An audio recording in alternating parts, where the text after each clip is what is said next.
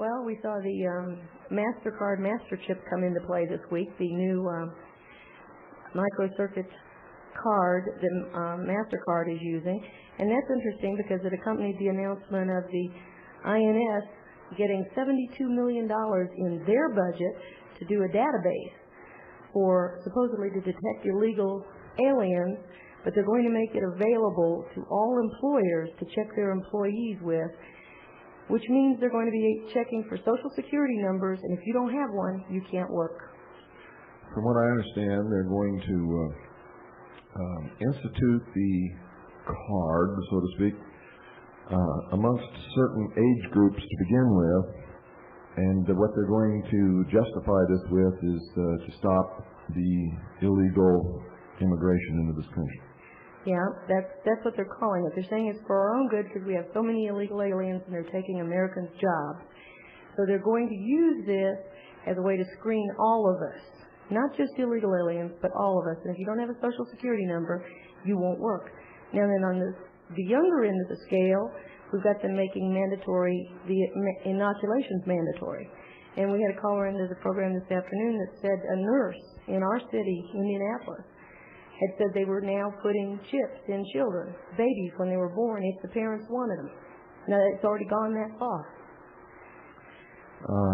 Well, I can see how they would justify something like that to people who didn't know better. Well, they were using these originally. They planted these chips in dogs. Now, all the humane societies are putting these chips in dogs, and they're telling people it makes it easy to identify the dog and to find a lost dog.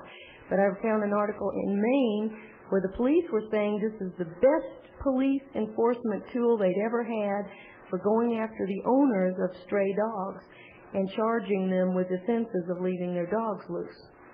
Oh my God, no pooper spooper. Another way to get a tax, another tax collection mechanism. That's what it's become.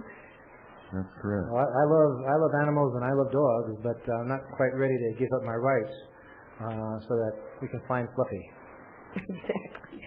Or find Billy. Because what good is an ID chip in a child? I mean, let's don't even talk the constitutional aspects of it. Why would you want a chip put in your child that could come loose, float to the child's heart, kill him instantly, is only good if they find the child dead somewhere for identification purposes, and has all sorts of potential health complications. Why would you want that? That's right. Health complications is right. You actually could get attached to this health plan through that kind of a thing. That's another thing.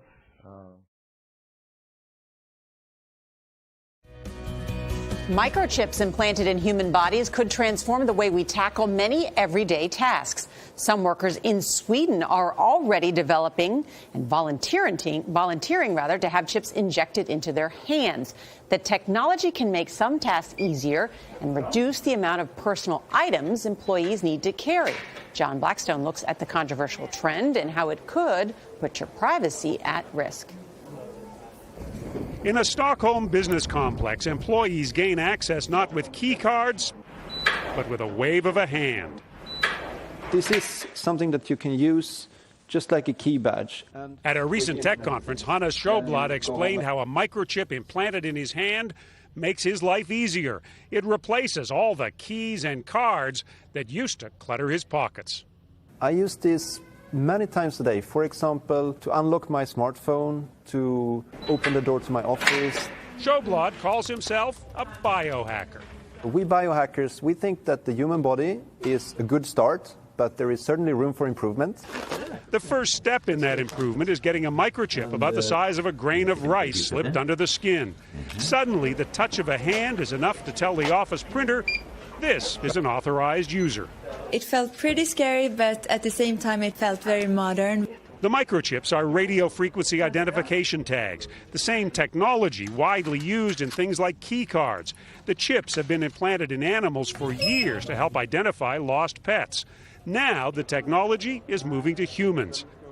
A tech startup called Dangerous Things has sold tens of thousands of implant kits for humans, some to tech companies in Europe. Sjöblad even organizes implant parties where people can bond over getting chipped together. I love gadgets, and now I kind of feel like I'm a gadget myself.